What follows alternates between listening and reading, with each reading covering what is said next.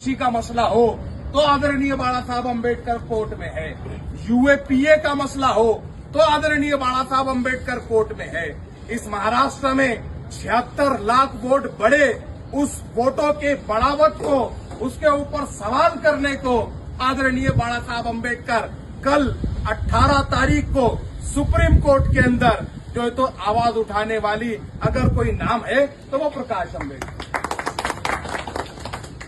कार्यकर्ता जब किसी पार्टी से जुड़ता है तो एक विचारधारा देखता है, वो एक लीडर को देखता है और वो उस लीडर के चाल चलन को देखता है। मैं आपको बताता चलूं, महाराष्ट्र में कई पक्ष है, सबको हर जगह जाने के लिए बहुत जगह है।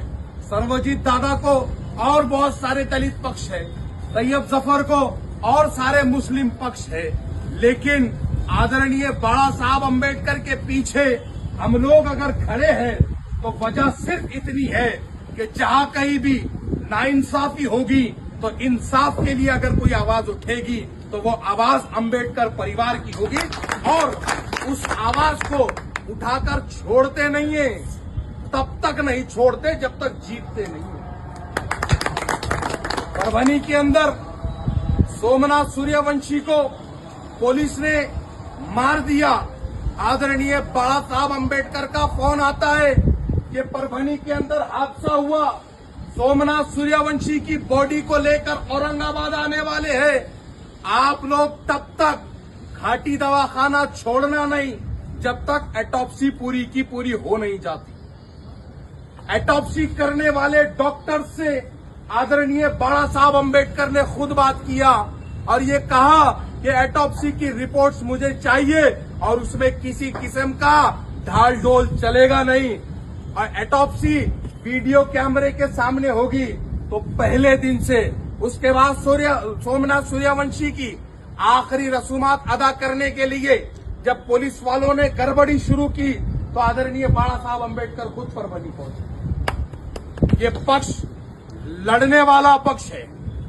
औरंगाबाद में मुंबई की जो हाईकोर्ट की बेंच है, वहां पर एक भी हेयरिंग ऐसी नहीं है जिसमें आदरणीय बाला साहब नहीं हो। वगरना आप पैसे देकर वकील लगाओ तो वो भी बोलता बाबा इस बार मैं नहीं आ सकता, जूनियर को खड़े करो। लेकिन बाला साहब का ऐसा नहीं है। आप एक दिन सुप्रीम कोर्ट में होते हो, आप दूसरे दिन बंबई हाई कोर्ट में होते हो, आप तीसरे दिन औरंगाबाद हाई कोर्ट में हो। 2 तारीख को जो है मालेगांव बम ब्लास्ट का फैसला आया, सारी लीडरशिप को समझ में नहीं आया करना क्या चाहिए। बाला साहब का फोन आया कि वो लोगों के साथ नाइंसाफी हुई। 2008 में 6 लोग बम ब्लास्ट में मर गए और जो गुनहगार थे वो छूट गए।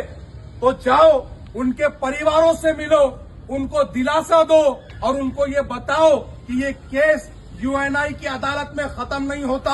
आपको हाई कोर्ट में जाना चाहिए, आपको सुप्रीम कोर्ट में जाना चाहिए और उसी बाला साहब प्रकाश अम्बेडकर की आवाज पर ये तैयब जफर 3 तारीख को मालेगांव में उन पीड़ित परिवारों से मिल रहा था, जब अच्छी लीडरशिप घबराई हुई थी कि बाबा एटीएस का मसला है, एएनआई का मसला है, अपन जाएंगे तो नया केस करके लेंगे।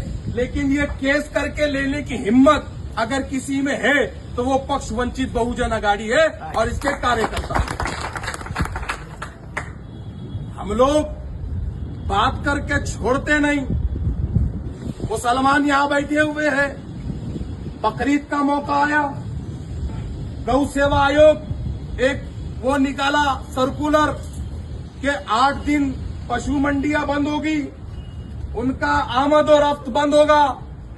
आप काटना तो दूर, खरीद और बेच भी नहीं सकते। सारी लीडरशिप खामोश, किसानों की बात करने वाले लीडर खामोश, धनगरों की बात करने वाले लीडर खामोश, ओबीसी की बात करने वाले लीडर खामोश। और यहां तक हाल ये हुआ बकरीद का मौका, लेकिन मुसलमानों की बात करने वाले लीडर भी खामोश। तब एक में पक्ष था वंचित बहुजन आघाड़ी, सिर्फ और सिर्फ 24 घंटे के अंदर पूरे महाराष्ट्र में ऐसा माहौल खड़ा किया कि देवेंद्र फडणवीस को वो वापस लेना पड़ा और ये बोलना पड़ा कि पशु मंडी लगेगी। पशु मंडी लगेगी और कुर्बानी भी होगी और पशु मंडी का जो एक बकरे का टैक्स 200 रुपए था अब वो 20 रुपए देना, लेकिन खुशी से बकरीद मनाना, ये ताकत वंचित बहुजन आघाड़ी। आप एक पक्ष से जुड़े हुए हैं तो आपको अपने पक्ष के बारे में मालूम होना चाहिए। अभी ताई बता रहे थे सलीम साहब जो है तो हैदराबाद से आके लातूर में काम कर रहे हैं। ताई यहाँ पर औसा से एक हैदराबाद जाके पूरे देश में फिर रहा, उनको कोई नहीं रोक रहा, इन्हों तो फिर भी हैदराबाद से लातूर इन्हों फिर भी, ये बड़ी बात है। तो ये आप सबको मिलकर जुड़कर काम करने की जरूरत है।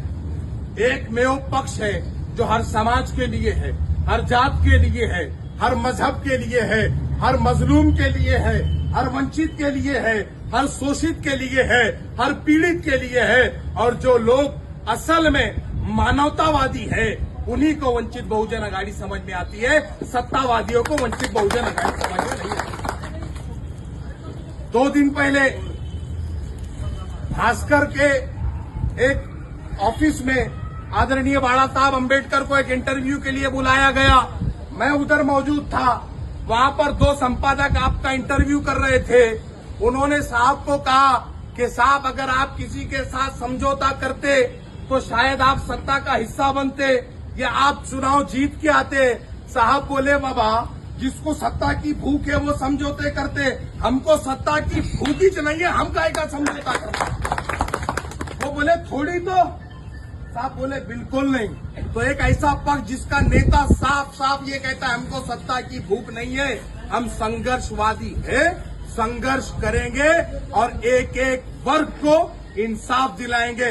आप तमाम को फिर एक बार मुबारकबाद देता हूं और इस बात के तरफ आपको इशारा करता चलूं कि आने वाले दिनों में जो है तो लोकल इलेक्शन होने हैं, कारपोरेशन के इलेक्शन होने हैं। अब आपको डटकर खड़े रहना है, लड़ना है और इस बार लातूर की कारपोरेशन के ऊपर वंचित बहुजन आघाड़ी का झंडा लहराना। ये ऑफिस अगर आज खुला है तो अब ये कभी बंद नहीं होना चाहिए। 24 घंटे इमरजेंसी सर्विस की तरह वंचित बहुजन आघाड़ी के कार्यालय चलेंगे, जनता के हित में चलेंगे, संविधान के हित में चलेंगे, अम्बेडकर वादियों के हित में चलेंगे और इन सत्ताधारियों को बताएंगे तुम्हारे पास ताकत कितनी भी हो, हमारे पास अम्बेडकर है।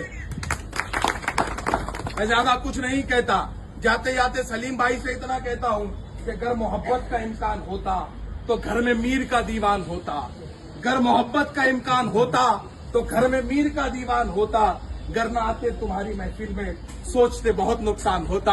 बहुत बहुत शुक्रिया। जय भीम, अल्लाह हाफिज।